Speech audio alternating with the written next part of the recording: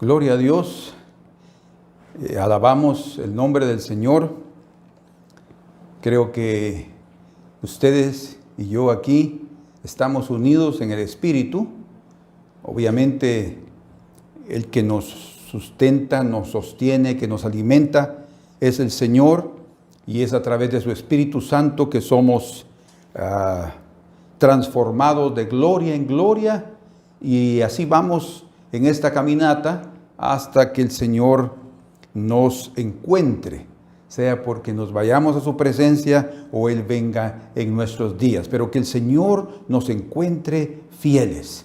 Y siempre que predicamos, mi propósito delante del Señor y mi oración constante es que Él me dé la palabra que nosotros necesitamos oír. Porque la mayoría de gente, cuando como ahora está mucha bulla por lo del fin, entonces quieren oír cosas del fin. No, eso no te va a ayudar a estar preparado. Te va a ayudar a estar preparado el vivir correctamente delante de su presencia, ¿sí? Por eso es que el tema que hoy vamos a oír es sobre el valor de la integridad. El valor de la integridad es el tema, el título del mensaje. Pero es el valor de la integridad delante del Señor. ¿Cuánto valor Él le da a la integridad de un hombre? Eso no salva a nadie, no. Eso le demuestra al Señor cuánto lo respetamos y cuán conscientes estamos de la eternidad, de su presencia, de sus ojos y de su corazón limpio y puro, y que nosotros queremos agradarlo. Por eso pidamos al Señor su orientación y su bendición en esta mañana. Padre amado, en el nombre de Cristo Jesús, nuestro Señor, te pedimos que nos bendigas a cada uno, Señor, en nuestro corazón, en nuestros cuerpos, en nuestra alma, y que esa palabra viva que solo puede salir de tu boca venga a darnos lo que necesitamos cada uno en estos días importantísimos. Que no solamente pensemos que son los días finales y debemos de estar preparados, sino que nuestro pensamiento sea que cada día debemos de vivir delante de tu presencia. En el nombre de Jesús, amén. Gloria a Dios. Muy bien, para tener como base, vamos a leer juntos en el libro de Lucas, en el Evangelio de Lucas, capítulo número 12. Vamos a leer el verso 1 y el verso número 3. Lucas 12, 1 al 3. En esto, juntándose por millares la multitud, fíjense qué impresionante, tanto que unos a otros se atropellaban para estar cerca del Señor y oír lo que tenía que decir o ser curados, comenzó a decir a sus discípulos primeramente, aquellos que lo seguían. Eso incluye la multitud, que eran verdaderamente discípulos, incluye los más cercanos del círculo, ¿verdad? Entre ellos las mujeres, los que formaban parte de ese círculo, y obviamente los 12 apóstoles. Guardaos de la levadura de los fariseos, que es la hipocresía. Porque nada hay encubierto que no haya de descubrirse, ni oculto que no haya de saberse. Por tanto, todo lo que habéis dicho en tinieblas, a la luz se oirá. Y lo que habéis hablado al oído en los aposentos, se proclamará en las azoteas. Muy bien. Sin duda, esta palabra del Señor, es una respuesta, es el movimiento táctico que el Señor hizo inmediatamente después de haber enfrentado a los fariseos. Del versículo 37 del capítulo 11 hasta el versículo 54, o sea, al final del capítulo 11, aquí Lucas registra la experiencia o el confronto que Jesús tuvo delante de los fariseos y de los escribas.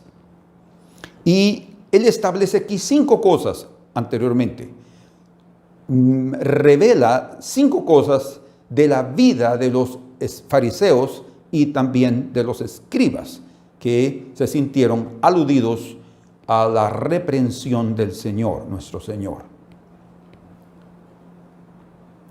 Dice en el verso 37 que un fariseo le rogó para que comiera con él. El Señor Jesús aceptó la invitación y entrando en la casa de ese fariseo se sentó a la mesa, o sea, para comer, porque fue invitado para eso.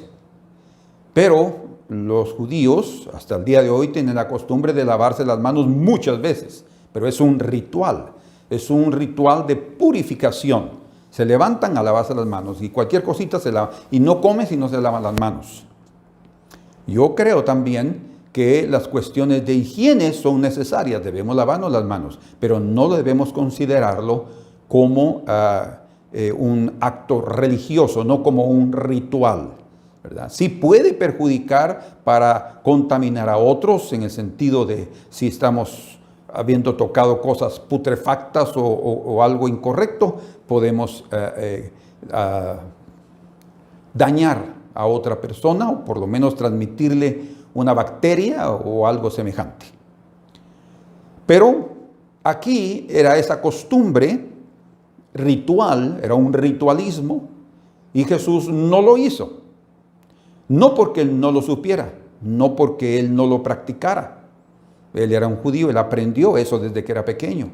Pero él sabía que eso era algo considerado o tratado o manejado por los judíos de una forma religiosa, extrema y radical, que todos los que no se lavaban las manos eran prácticamente rechazados. Entonces, él se sentó a la mesa sin lavarse las manos.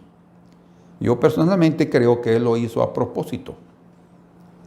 Prácticamente ahí se inició el confronto, porque dice en el verso 38, el fariseo cuando lo vio, dice, él estaba atento y ellos lo invitaban para tratar de encontrarle alguna falla para poder acusarlo, se extrañó de que no se hubiese lavado antes de comer. O sea, se extrañó, supuestamente ese rabino también debería de enseñar las mismas cosas que ellos enseñaban. La verdad es que lavarse las manos o dejar de lavarse las manos y hacer justicia y amar a Dios no tiene ningún tipo de comparación, ¿verdad? Entonces ellos estaban más dedicados a cosas externas que a la preocupación y al cuidado del interior de la vida de una persona. Entonces dice que cuando se extrañó y vio que no se lavó las manos, inmediatamente el Señor dijo, o sea, por eso creo que lo hizo a propósito. Pero el Señor le dijo, ahora bien, vosotros los fariseos limpiáis lo de fuera del vaso, puede ser este vaso o cualquier tipo de vaso, y del plato, pero por dentro estás lleno de rapacidad y de maldad. Vean ustedes aquí, pero por dentro estáis, o sea, era un ritualismo. El ritualismo no limpia el interior. El ritualismo son cosas externas, ¿verdad? El Señor nos libró del ritualismo del Antiguo Testamento, pero Él no dejó a ningún lado el significado de ese ritualismo, porque el significado es la limpieza del interior. El Señor quiere librarnos de esa corrupción y de la maldad y de la rapacidad, como Él dice aquí, que hay en el interior de todo ser humano. No solo en los judíos, no, en todo ser humano. Dice el Señor, necios, el que hizo lo de fuera no hizo también lo de adentro. Entonces, la primera cosa que el Señor establece aquí es que Dios ve lo íntimo. Dios no está viendo tu limpieza exterior. Dios no está viendo tu pulcridad en cuanto a tu vestido, a eso. Bueno, es importante, pero eso impresiona a las personas. Pero al Señor no. Al Señor le impresiona la pulcridad, la pureza, la limpieza, la santidad en el interior. Por eso bien dice la Escritura en el Salmo 51:6, Dios ama la verdad en lo íntimo. Quiere decir, Dios ama la verdad que se acoge en el corazón, la verdad que se abraza, que se practica en el corazón, y no un tipo de religión que solamente nos presenta a los demás como maravillosos y fantásticos, pero que en la realidad no hay ese tipo de vida. O sea, la integridad debe ser parte de la vida de todo verdadero cristiano. Entonces, la primera cosa que el Señor establece aquí de los fariseos, Dios ve lo íntimo del corazón, ¿verdad? Ustedes se están limpiando exteriormente, eso no les va a ayudar en nada. Ustedes tienen que limpiar el interior. Por eso les dice aquí, pero dad limosna, en el verso 41, de lo que tenéis, y entonces todo os será limpio. Qué interesante, ¿verdad? ¿Por qué dice eso? ¿Qué dice que a través de dar limosna podemos ser limpios? No exactamente es eso que el Señor está diciendo. Lo que está diciendo es que una persona que ama la verdad en lo íntimo va a ser generosa. Una persona que practica la generosidad prácticamente está limpiándose, ¿verdad? Está entrando a un bautismo de aguas que está limpiando. Por eso dice aquí, pero dad limosna de lo que tenéis, y entonces todo os será limpio, porque el mensaje es la generosidad purifica, y eso nos hace desprendernos de nosotros mismos, porque es lo que implica, desprenderse de uno mismo para dar a otros. El otro aspecto que el Señor toca aquí rápidamente, dice, mas hay de vosotros fariseos, que diezmáis la menta y la ruda y toda hortaliza, y pasáis por alto la justicia y el amor de Dios. Esto era necesario hacer, o sea, seguir dando diezmos, sin dejar aquello. O sea, las dos cosas deben acompañar, pero las dos cosas son importantes, pero lo más importante de la ley es la justicia y el amor. Entonces, el segundo punto es que ellos estaban dedicados más a cosas más o menos importantes, ¿verdad? Y lo más importante lo estaban dejando sin práctica. Entonces ya tenemos aquí dos aspectos mencionados por Jesús. Primero, ellos no estaban considerando o no les estaba importando, yo creo que debido a la falta de comunión con Dios verdadera, ¿verdad? Diaria, ellos no podían considerar que Dios ve en lo íntimo, no está interesado en nuestra parte externa. Y segundo, que es preciso que ellos aprendan a guardar la justicia y el amor de Dios, cosas que no son físicas, que sí se manifiestan en actos físicos, pero que se inician, que brotan en lo más íntimo del corazón. La tercera cosa está en el verso 43, donde dice, ay de vosotros fariseos, que amáis las primeras sillas en las sinagogas y las salutaciones en las plazas. O sea, la tercera cosa que el Señor les estaba diciendo es, ustedes viven siempre buscando reconocimiento. Ustedes están siempre buscando cómo aparecer, ¿verdad? O sea, de estas tres cosas podemos tomar, estos son los negativos, ¿eh? No estaban viendo a Dios como que mira todas las cosas, no estaban dando importancia a lo más importante de la ley, y tercero, estaban buscando reconocimiento. Entonces, las cosas positivas de esta parte negativa es que Dios es el que ve todas las cosas. Segundo, nosotros vamos a darle más importancia a la justicia y al amor de Dios sin dejar de hacer lo que hay que seguir haciendo, ¿verdad? Y tercero, nosotros no vamos a estar buscando reconocimiento humano, porque la Escritura dice que aquel que quiere ser siervo de los hombres deja de ser siervo de Dios. Si está buscando el reconocimiento humano, abandona hasta automáticamente el reconocimiento espiritual que solamente el Dios invisible puede ver. Y por eso es que nosotros no le vemos importancia, porque no tenemos la capacidad de ver cómo Él nos está viendo. Pero miren ustedes algo muy importante en la vida.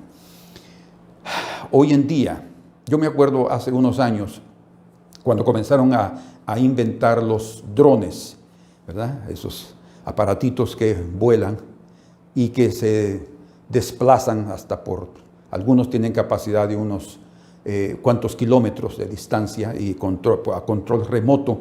Los drones militares tienen a kilómetros y kilómetros y kilómetros. Pero yo decía, manejando, a mí me gusta manejar mi carro, manejando decía yo, pues, ¿cómo me gustaría saber qué es lo que viene aquí a curva? Si viene un carro, si hay algún animal allí, o sea, hubo un accidente, ¿cómo me gustaría saber para poder adelantarme? Bueno, en aquella época yo decía, pues qué difícil es, pero ya un año, 2 años después ya habían drones, ¿verdad?, en los cuales podían controlar la policía o el ejército, controlar más adelante qué es lo que estaba pasando allí. Hasta poder decir, miren, paren porque ahí hay terroristas o algo semejante.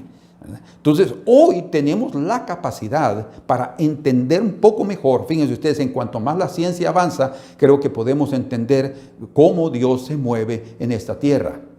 Hoy las gentes a través de vía satélite pueden ver lo que está sucediendo en el desierto del Sinaí, lo que está sucediendo en el desierto de Sahara, lo que está sucediendo en Alaska, lo que está sucediendo en un lugar de Siberia, lo que está sucediendo en África, lo que está sucediendo en Sudamérica o en un lugar ahí de Tikal en Guatemala. ¿Cómo? Vía satélite. Lo único que necesitan es dirigir, ¿verdad?, enfocar esos grandes telescopios que tienen, y las antenas y un zoom inmediatamente, y hace que puedan ver aún qué carros están pasando en la hora, en el momento.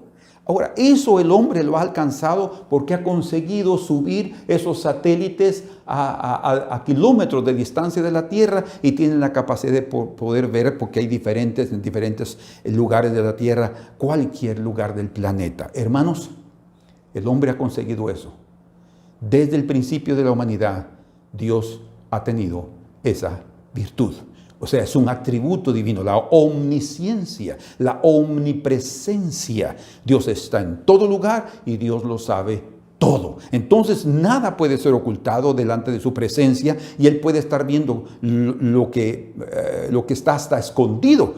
Por eso es que Dios, cuando nos mira, no ve esta parte exterior y cuán bonitos estamos delante de Él, nosotros podemos estar hasta fingiendo. No, Él ve el corazón. Por eso es que cuando Samuel fue a buscar al futuro rey de Israel que sustituiría a Saúl, fue a la casa de Isaí, el padre de David, y él primero vio a todos los hijos, y cuando vio el primero dijo, este es, ¿verdad?, porque lo vio grande, dice, y hermoso, y él lo vio la paz, y el Señor le dijo, no es él, tú estás viendo lo que el hombre mira, pero Dios ve el corazón.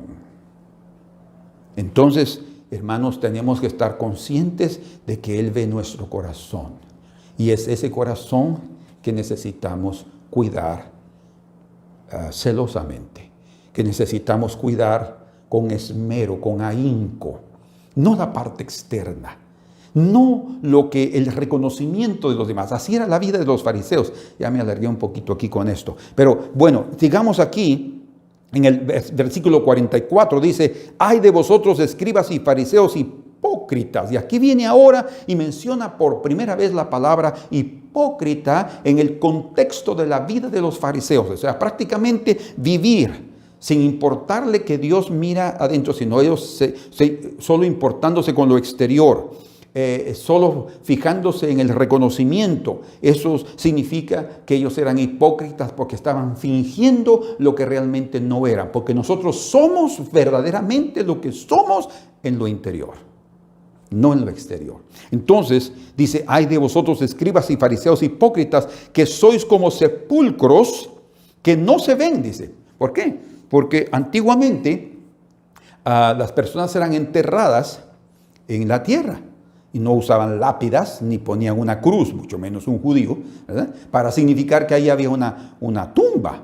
No, y los enterraban y la gente después podía pasar encima de un cadáver sin darse cuenta. Lo único que hacían, en algunas ocasiones, muchos de ellos lo hacían, era poner piedras, ¿verdad? Y cuando ponían esas piedras, la gente sabía que ahí había una persona o un cuerpo sepultado. Pero aquí dice, que sois como sepulcros que no se ven, y los hombres que andan encima no lo saben, ¿verdad? ¿Por qué? Porque hay hipocresía.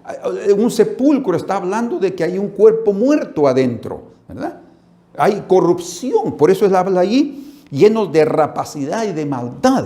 Y luego dice, respondiendo uno de los intérpretes en el verso 45, un intérprete de la ley le dijo, maestro, cuando dices esto también nos afrentas a nosotros. Ellos estaban sintiendo aludidos porque ellos eran los escribas y los fariseos eran parte de esa secta de los fariseos. Los fariseos eran los que enseñaban, pero los escribas en sí eran los maestros, los doctores de la ley, los que interpretaban la ley.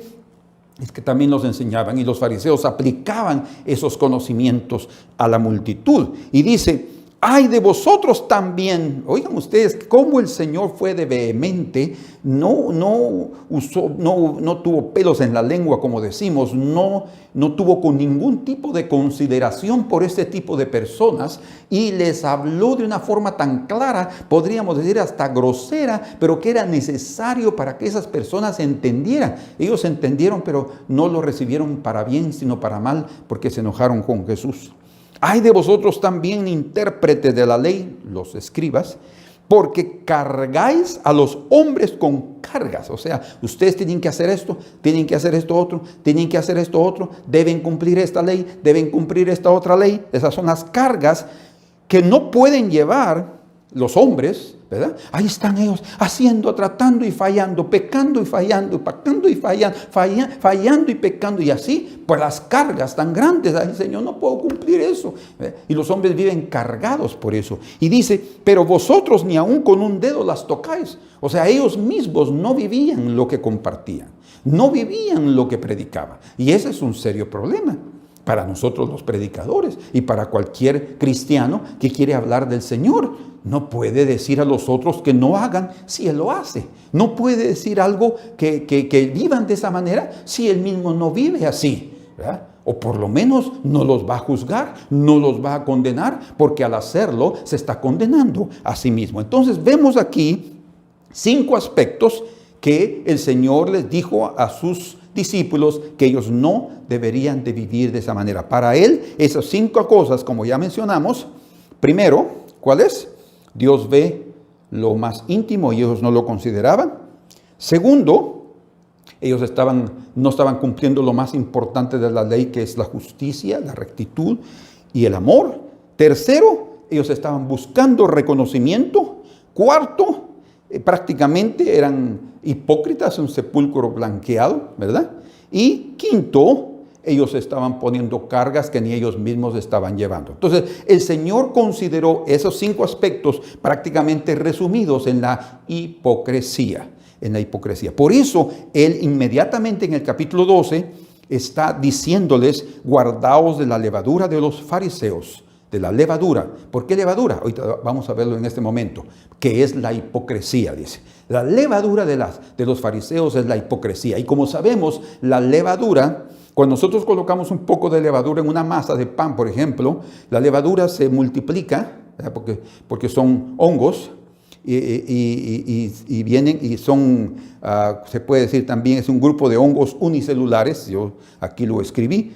Hablando en bioquímica, la levadura es un grupo de hongos unicelulares responsables por la mayoría de los procesos de fermentación utilizados en la alimentación. O sea, eso existe también no solo con el pan, ¿verdad? La fermentación sucede también con frutas, ¿verdad? Por ejemplo, o también. Entonces, esa lo que hace es afectar toda la masa. Cuando es colocada la levadura en la masa o el fermento, toda la masa es afectada y se pone grande, se infla, ¿verdad? Porque se hacen hasta hoyitos adentro, porque hay un tipo de oxigenación que sucede en ese momento.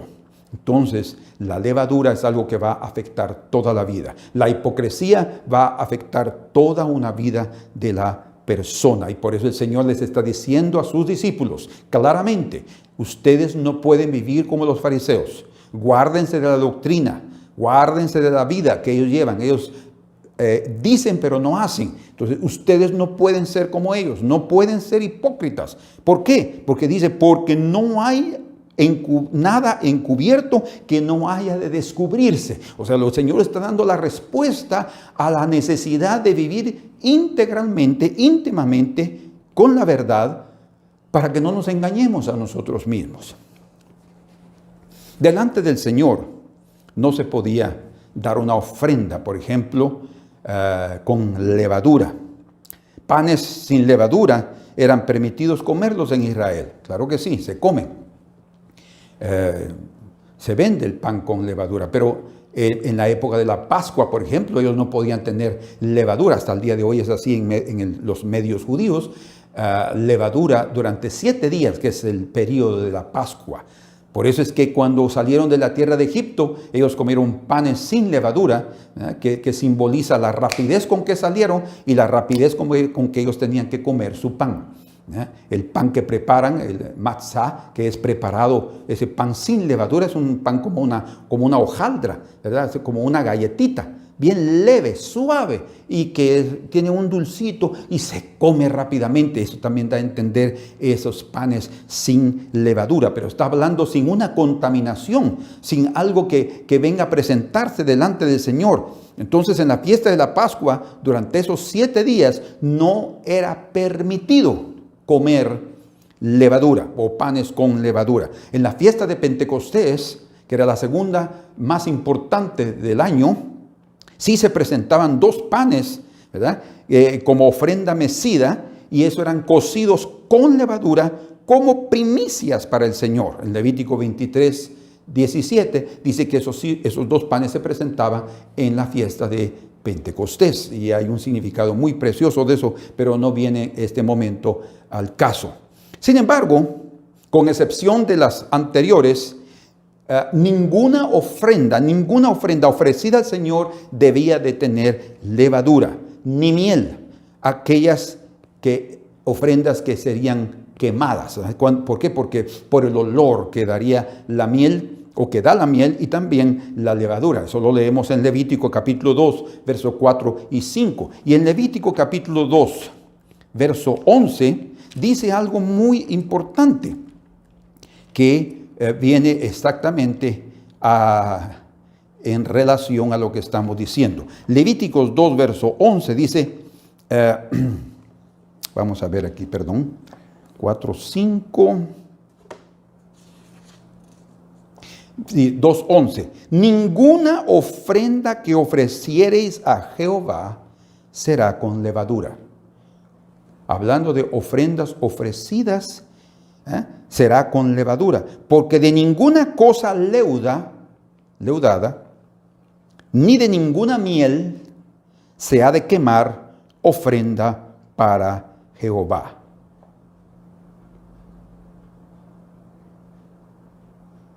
Por tanto, era importante considerar para ellos y para nosotros el aspecto espiritual, porque ya dijimos que el Señor nos libró del ritualismo, de lo externo, pero hay un mensaje interno. Nosotros no debemos de presentar nuestra vida con levadura. No debemos de traer una ofrenda al Señor con levadura, tratando de cantarle al Señor, pero siendo los más viles pecadores. No, cantando alabar al Señor, pero siendo unos mentirosos. No, ahí hay una levadura, ahí hay levadura. Entonces, eso nosotros necesitamos tratarlo en nuestro corazón, porque el Señor sí se agrada de eso en lo más profundo del alma. En Génesis capítulo 19, verso número 3, dice que cuando los ángeles llegaron a sacar a Lot y su familia de Sodoma, Él les preparó comida, pero como era algo, tenían que salir luego, Él les preparó panes sin levadura, inmediato, o sea, eran panes que se preparaban de una forma muy rápida. Lo mismo sucedió en Génesis capítulo número 18, cuando el Señor lo visitó a Abraham, una visita muy famosa que todos sabemos, con 2 ángeles, y dice aquí en el verso número 6, entonces Abraham fue deprisa, debido a la prisa, a la tienda de Sara y le dijo, toma pronto 3 medidas de flor de harina, y amasa y haz panes cocidos debajo del rescoldo, o sea, de las brasas. Esos eran panes también, aunque aquí no está dicho claramente, eran panes sin levadura. O sea, el Señor recibió esos panes sin levadura de parte de Abraham. ¿Por qué? Porque es un mensaje. Cuando nosotros vamos, por ejemplo, en la época cuando se construyó el tabernáculo, el Señor dio orden de que deberían de haber en la mesa que habla de la comunión, allá dentro del tabernáculo, en el lugar santo, había una mesa, la mesa de los panes de la proposición, que habían 12 panes, 2 hileras de 6 panes y otros 6 del otro lado, 2 hileras, representando a las 12 tribus de Israel. Esos panes eran dejados ahí un día sábado y cambiados por frescos, por panes nuevos el siguiente sábado. O sea, ellos pasaban allí en la presencia del Señor. Por eso eran llamados panes de la proposición, ¿verdad? Y también panes del rostro, y se llaman también panes de su presencia, porque pasaban en la presencia del Señor durante 7 días. Esos panes, aunque no está expresamente dicho, yo lo he buscado en el Antiguo Testamento, que eran sin levadura, es obvio que eran panes sin levadura. De hecho, el historiador judío Flavio Josefo, él sí dice en uno de sus libros que esos panes eran panes sin levadura. Entonces los panes de la proposición también eran panes sin levadura. ¿Por qué? Porque ellos pasaban en la presencia del Señor. Ahora, cuando nosotros vamos al Nuevo Testamento y consideramos esa cuestión que el Señor está hablando sobre la levadura, dice en 1 Corintios, fíjense ustedes que la iglesia gentil no fue cargada con pesos, ¿verdad? Con cargas farisaicas, sino que se les dijo nuevamente que guardaran 4 cosas y que las pasaran bien, ¿verdad?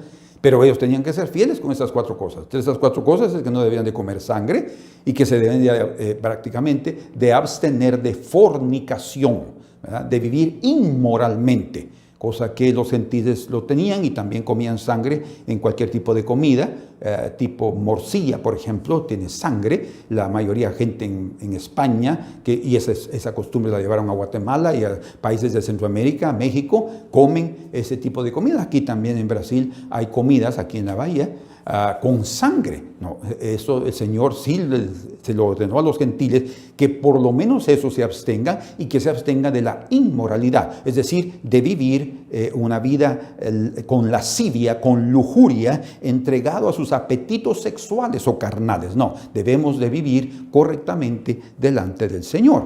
Sin embargo, también se aplicó en el sentido espiritual la verdad que se habló sobre la levadura. Y dice en 1 Corintios, capítulo número 5, dice, hablando de la inmoralidad que fue juzgada en esa iglesia, ¿verdad? De un hombre que cometió incesto. Dice entonces en el verso número 4, en el nombre de nuestro Señor Jesucristo, reunidos vosotros y mi espíritu, con el poder de nuestro Señor Jesucristo, el que había cometido esa inmoralidad, se ha entregado a Satanás para destrucción de la carne. O sea, está hablando de ser tratado en su cuerpo, tal vez con alguna enfermedad. No que se muera inmediatamente, no que pues dice aquí, a fin de que el espíritu sea salvo en el día del Señor Jesús. O sea, ese trato duro que vendrá sobre él, el propósito es que él se arrepienta para que su espíritu sea salvo. No significa que al ser entregado, su espíritu ya automáticamente no es salvo. No, es preciso el arrepentimiento después del trato. Pero luego dice, hablando a la iglesia en sí, que había permitido esa situación dentro de la iglesia, dice, no es buena vuestra jactancia. ¿Verdad? Porque había obviamente una cuestión de que ellos estaban allí, y el Señor había dado órdenes, por lo menos que se abstuvieran de inmoralidad, y ellos no estaban haciendo nada en relación a este pecado aquí. Y dice, no es buena vuestra jactancia. ¿No sabéis que un poco de levadura leuda toda la masa? ¿Por qué está diciendo eso Pablo? Porque es claro y evidente, en toda cultura se ha usado la levadura, ¿verdad? Y panes con levadura son también muy deliciosos, y no es prohibido comerlos, ¿verdad? Entonces, aquí les está diciendo en el sentido espiritual, un poco de pecado puede leudar toda la iglesia. Cuando se permite el pecado en un lugar, también puede darse lugar a que otros caigan en la misma situación. Por eso es necesario tener autoridades celosas, cuidadosas en ese aspecto, porque de otra manera, ¿quién va a cuidar el rebaño? Tiene que haber alguien que esté al frente de ese tipo de aspectos y no permitirlos, ¿verdad? Porque si se permiten a uno, se permite a otro. Se abre un precedente, se abre una puerta y comienza a vivirse de una forma desordenada.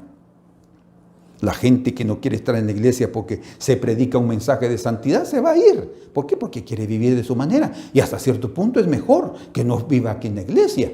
Yo supe el caso de un joven que me contó que él conoce a otra persona, un hombre joven, que va a determinada iglesia y quien él le dijo que él es homosexual, pero que él no se lo ha dicho a su pastor, pero él va ahí. Ahora, ¿cómo es que sus ofrendas pueden ser aceptadas? Su vida no está correcta de acuerdo a las Escrituras. Su alabanza, su oración será perjudicada. Yo le expliqué eso a este otro joven y él me dijo, pues yo quise decirle algo como eso, pero no me atreví. Imagínense, o sea, yo no estoy culpando a este otro que yo conocí, sino él mismo entendió que era imposible que aquel que conoce el corazón pueda estar simplemente aceptando y permitiendo el pecado en la iglesia. Dios no lo permite, los hombres lo permiten. Los hombres que quieren simplemente tener una cantidad enorme de iglesia para no comprometer las entradas y no comprometer también la membresía en multitudes. Hermanos, necesitamos tener cuidado. Por eso es que Pablo les dijo a los corintios, no es buena vuestra jactancia. ¿No sabéis que un poco de levadura leuda toda la masa? Entonces dice ahora en el verso 7, limpiaos pues de la vieja levadura. O sea, ¿por qué vieja? De la vieja levadura. Porque está hablando de la vida de la naturaleza antigua, de la naturaleza adámica, de la naturaleza caída, de la naturaleza pecaminosa que está habituada a hacer el mal. Entonces dice, limpiaos de esa levadura. Tienen que librarse. Imagínense ustedes, yo lo veo como un exagero hasta, pero lo hacen. En Israel, en los días de la Pesach, de la Pascua, ellos quitan de todo, de sus casas, de todo lugar donde hay levadura, no la tienen. Limpian, es más, donde hubo un lugar donde prepararon la masa y usaron levadura, están limpiando con buchas, así, con jabón y detergente y cloro para eliminar cualquier partícula de levadura. Si ellos tienen ese cuidado ritualista, nosotros también deberíamos tener ese cuidado espiritual. Eso es lo más importante. El cuidado espiritual que nosotros necesitamos mantener. Limpiaos pues de la vieja levadura para que seáis nueva masa. Vengan ustedes, por favor, sin levadura. Si nosotros vamos a venir delante del Señor, si somos sus seguidores, como el Señor dijo ahí en Lucas 12:1, dice, guardaos de la levadura de los fariseos, porque la Escritura también compara el reino de Dios como una levadura que fue colocada en masa y se fue extendiendo. En ese es el sentido positivo de la levadura en relación a la extensión, cómo iba a crecer el reino de Dios. Pero el sentido negativo está hablando del pecado, está hablando de la hipocresía, de la maldad, de la jactancia, de la doctrina equivocada. Por eso es que en Mateo capítulo 16, también el Señor dijo allí en el versículo número 12, 16-12 de Mateo, entonces entendieron que no les había dicho que se guardasen de la levadura del pan, ¿verdad? No está hablando de algo físico, sino de la doctrina de los fariseos y de los saduceos. La doctrina, una doctrina equivocada, no propiamente por el contenido, sino porque no se vivía lo que se predicaba. Entonces, limpiados pues de la vieja levadura, estamos leyendo en 1 Corintios 5:7, para que seáis nueva masa, sin levadura como sois. O sea, el Señor nos limpió del pecado, nos quitó de esa vieja levadura y nos hizo una nueva masa en Cristo Jesús. Ahora, pongan atención a esto. Porque nuestra Pascua, ¿qué se comía en la Pascua? Panes sin levadura. ¿Recuerdan? Aquí está el sentido literal, verdadero, espiritual que debe aplicarse a la vida de todo cristiano. Porque nuestra Pascua, que es Cristo, ya fue sacrificada por nosotros. ¿Sí? Entonces, ¿qué tenemos que hacer? Nuestra Pascua, que es Cristo, nuestra Pascua, nosotros participamos fuimos beneficiados con la muerte de nuestro Señor Jesucristo, pero Él fue un pan sin levadura, no había mezcla en él, era un pan íntegro, un pan recto, justo, un pan vivo, sin la mezcla de maldad, ni de pecado, ni de hipocresía, ni de nada. Él no tenía ese tipo de vida dentro de su ser. Entonces nosotros, dice en el verso 8, así que celebremos la fiesta de la Pascua, no con vieja levadura, ni con la levadura de malicia, que existe hasta el día de hoy y que siempre habrá en medio del ser humano, y de la maldad. Aquí se dan cuenta ustedes que representa el fermento o la levadura, ¿verdad? Puede representar estas cosas: pecado, jactancia, malicia, maldad, doctrina equivocada, ¿verdad? Y obviamente lo que el Señor dijo, hipocresía. No con la vieja levadura ni con la levadura de malicia y de maldad, sino con panes sin levadura de sinceridad y de verdad. O sea, los panes sin levadura representan la verdad de Dios, la sinceridad, la integridad de una vida. Por eso es que estamos hablando de los panes de la proposición, de los panes de su presencia, de los panes del rostro que están delante de Él, que deben ser panes sin levadura. Nosotros somos aquellos que viven en la presencia del Señor. Nuestra vida interna debe ser principalmente sin la contaminación de ese tipo de vida doble o vida dupla o de hipocresía. O sea, viviendo de una manera, predicando otra, predicando una, viviendo de otra. Esa duplicidad de vida no es agradable delante del Señor. La hipocresía es prácticamente fingir una cualidad, fingir un sentimiento que se tiene, o fingir una virtud o opinión que una persona puede tener. Y viene de la palabra griega que es upokrisis, que significa disimulación. Es también el acto de actuar en el palco, como un actor lo hace, ¿verdad?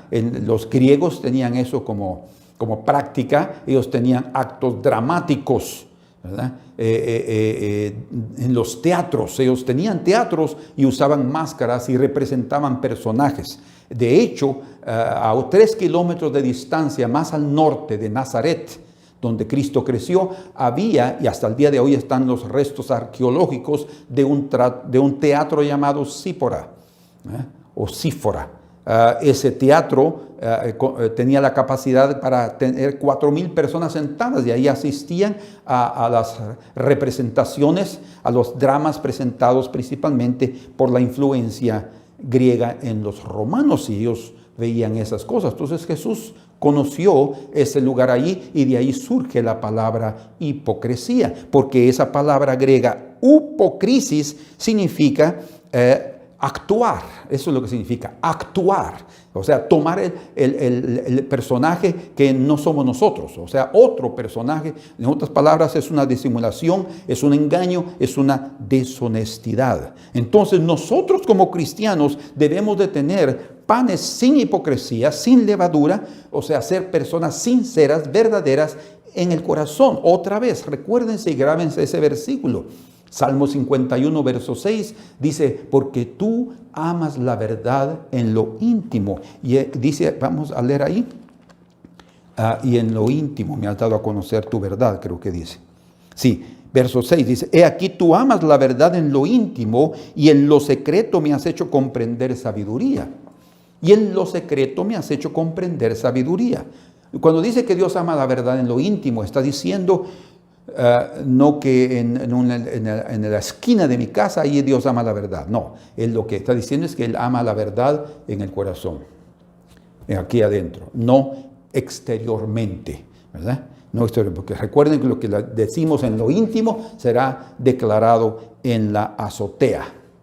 Muy bien, entonces nosotros como cristianos, necesitamos eliminar de nosotros el mal hábito de esconder tras una máscara la verdadera personalidad que tenemos cada uno. Evitar de ser actores. Ay, sí, tan precioso que es, ¿verdad? Ay, sí, sí. O sea, la mayoría de nosotros, una cosa es tener educación, pero otra cosa es estar fingiendo. Nosotros podemos fingir. El Señor quiere que nosotros aprendamos a no vivir más fingiendo cosas. Eso no significa ser grosero, eso no significa ser abusivo, no significa ser maleducado, no tiene nada que ver con eso. Pero en el caso de Jesús, por ejemplo, si ustedes se recuerdan, Él fue puntual, o sea, iba al punto, ¿verdad?, en relación a ciertos aspectos de la vida de los fariseos. Además, tenemos que considerar que Él era el Maestro, el Señor, Dios hecho carne y podía tener esa libertad. También Pedro, Pablo y ellos tuvieron también esa libertad porque tenían la autoridad del Señor. Mas tener la autoridad del Señor tampoco no implica que nosotros vamos a sentirnos superiores a los demás. No, la humildad en el corazón humano es necesaria, pero lo que sí tenemos que evitar es esa duplicidad de vida, esa duplicidad de temperamento. Hoy en día es famosa esa enfermedad, que es bipolar. Yo soy bipolar. Algunas veces estoy enojado, otras veces estoy alegre. Otras veces estoy así, otras veces entonces soy pobre, es un bipolar, ¿verdad? Entonces hay que considerarlo. Ese término se descubrió a poco, se comenzó a utilizar toda la vida. Los hombres han sido bipolares, hombres y mujeres, ¿verdad? Siempre se aprovechan de las circunstancias para que los otros los aguanten. De ninguna manera. Tenemos que tratar también nosotros de esos malos hábitos que están en el interior de nuestro carácter y no esconder lo que somos. Y pues si somos duros, ustedes me conocen a mí, yo no finjo lo que yo soy. Algunos han dicho, el pastor es muy duro. Pues lamentablemente sí lo soy. Es cierto, no voy a esconder eso. De hecho, yo no puedo esconder nada. Mi cara no lo puede esconder. Cuando estoy molesto, cuando estoy insatisfecho, nosotros somos así. O sea, tenemos que ser, pero también es necesario que lo hagamos en justicia. Como dice la Escritura, si nos juzgáramos a nosotros mismos, no seríamos juzgados. Lo que sucede es que a veces nosotros juzgamos primero, como el Señor dice a través de Pablo, no juzguéis las cosas antes de tiempo. Tenemos que permitir que sea el Señor el que lo haga en el tiempo oportuno. Entonces necesitamos tratar con ese doble carácter, con esa simulación. No, eso no debe existir entre nosotros. ¿Por qué razón? Porque todo será revelado. ¿Dónde lo vimos? Lucas capítulo 12, verso número 2. Porque nada hay encubierto que no haya de descubrirse, ni oculto que no haya de saberse. Entonces el primer aspecto que tenemos que hacer para cambiar, para dejar a un lado ese mal hábito de esconder las cosas detrás de una máscara, de espiritualidad, de una persona muy jovial, de muy paciente. A veces no lo somos. Y escuchen, miren, la gente descubre claramente quiénes somos, ¿verdad? Y a veces es mejor que lo sepan por nosotros mismos. No. ¿Cómo es usted? Pues miren, yo no soy muy paciente, no. Estar claro en eso. Porque estar escondiendo, es que sí, quiero ser muy espiritual, entonces quiero decir que ya tengo un poco de paciencia, tengo un poco de humildad. No, soy humilde. O no soy paciente todavía, o no tengo esto o lo otro. Tenemos que ser honestos, sin ofender, sin tirar pedradas y sin que los otros digan, no, ya no quiero tener comunión con esa persona, porque tenemos que tener claro en esta vida, todos fallamos y Dios lo sabe, ¿verdad? El problema no es fallar, el problema es la hipocresía. Reconocer nuestras faltas y enmendarnos y arrepentirnos y cambiar, maravilloso. Esconder las cosas, ahí está el problema. Entonces el Señor dice que no debemos esconder o cubrir las cosas. El que encubre sus pecados no prosperará, dice. No está hablando únicamente solo de confesarlos, sino también de que Él no esconda lo que Él es, ¿verdad? Si es un pecador, falla en ciertos aspectos, pues ¿por qué no saberlo? Que los otros también lo sepan. No, pero entonces si van a saber que yo soy un inmoral, pues tal vez muchas personas necesitan confesar sus pecados para dejar de cometerlos, ¿verdad? Porque como no los confiesan públicamente, entonces siguen haciendo lo que da la gana. Lo que sucede es que cuando a la persona no confiesa su pecado, porque dice el que confiesa su pecado, si se aparta, alcanzará misericordia, ¿verdad? Cuando no lo hace, va a llegar el momento que como todo se va a descubrir, va a ser descubierto de una forma vergonzosa. Pero es mejor que nosotros mismos lo declaremos, que las otras personas encuentren munición para tirar sobre nosotros, piedras para tirar sobre nosotros. No tendrán que tirarnos. Nosotros mismos decimos qué es lo que sucede. De hecho, la Escritura habla de la iglesia primitiva, que todos confesaban sus faltas unos con los otros. ¿Por qué? Todos conocían sus fallas. Otra vez, el problema no es fallar, el problema es esconder el pecado. Entonces, todo va a ser revelado. En Mateo capítulo 10, en el verso 26, el Señor también, Mateo registra esto aquí que el Señor lo dijo. Así que no los temáis, porque nada haya encubierto que no haya de ser manifestado, ni oculto que no haya de saberse. Por tanto, necesitamos cambiar esa forma de vivir, porque Dios traerá toda obra a juicio, dice la Escritura en Eclesiastés capítulo 12, verso 14, o Eclesiastés 12, 14. Porque Dios traerá toda obra a juicio, fíjense ustedes, juntamente con toda cosa encubierta.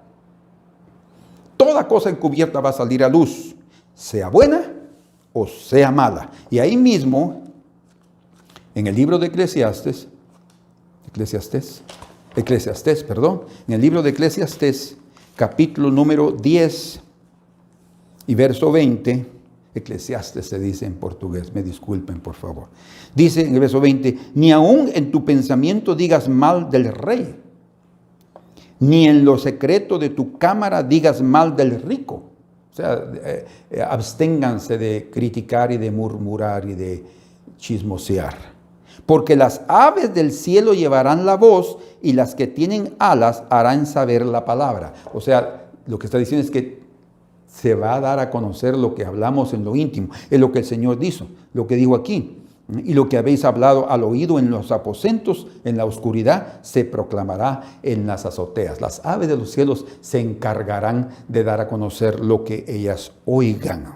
Pues está hablando también de, obviamente, las aves pueden estar dando el sentido de espíritus malvados que de alguna manera nos descubrirán si nosotros no somos honestos, si hay hipocresía, pero con la sinceridad y con la confesión delante del Señor y con nuestra vida correcta, íntegro. Por eso es que el tema es el valor de la integridad delante de Dios y delante de los hombres. Todo lo que ha sido susurrado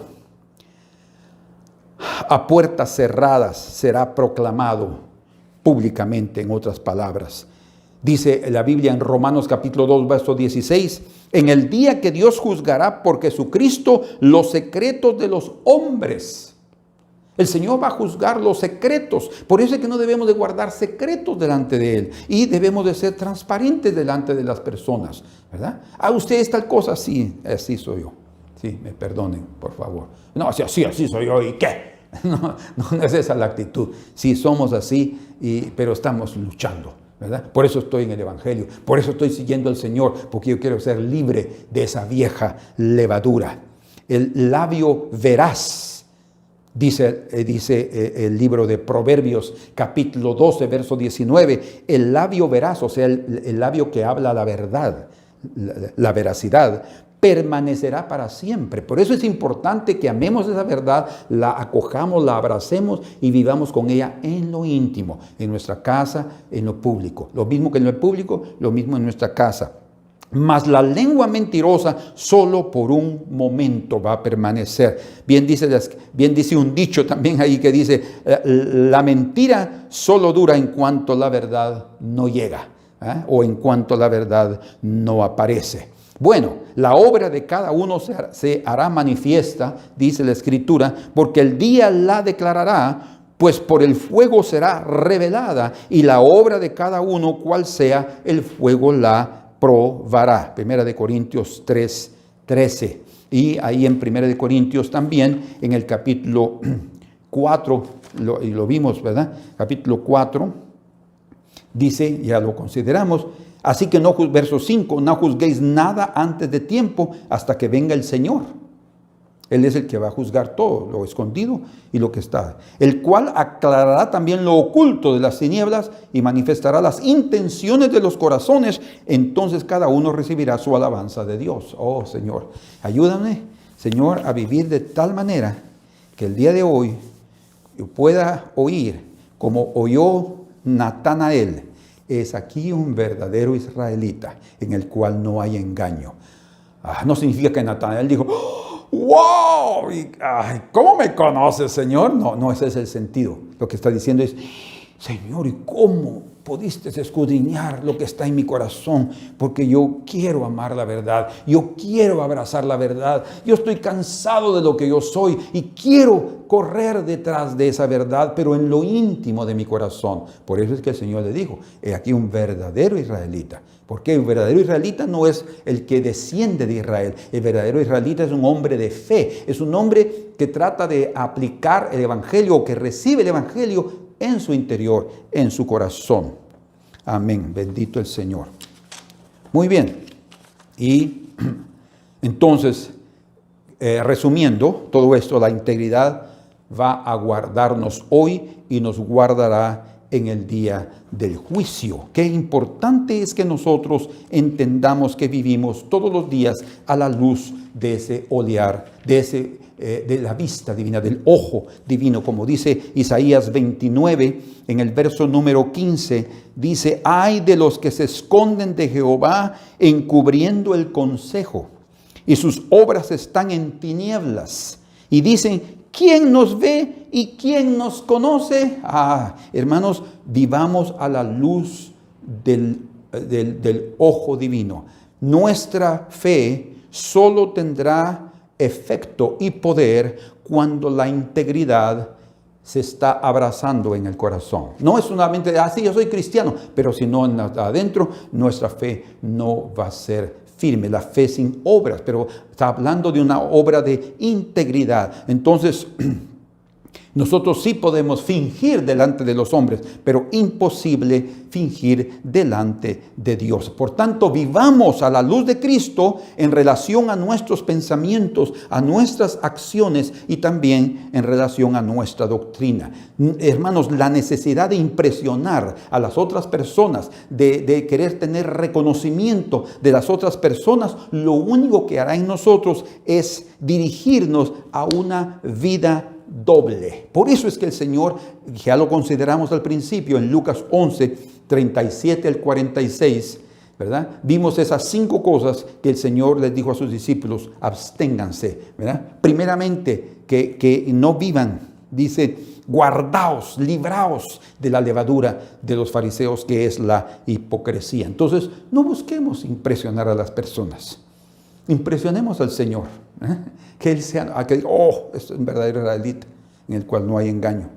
Pero la hipocresía, por otro lado, no funciona, porque cada cosa está desnuda delante de Dios. Cada cosa. Entonces, la hipocresía en sí es algo que solo engaña a la propia persona que lo practica o que la practica. 2:15 dice, mostrando la obra de la ley escrita en sus corazones, dando testimonio su conciencia y acusándoles o defendiéndoles sus razonamientos, ¿verdad? Entonces, la hipocresía no funciona porque todo está desnudo delante del Señor. La hipocresía es el peor engaño del corazón porque es imposible escapar de la omnisciencia divina. Dios todo lo ve. Como dijo un hombre que vivió hace algunos años, Martin Luther King, dijo esta frase muy interesante, me gusta, porque refleja exactamente lo que estamos diciendo aquí. Él dijo, tema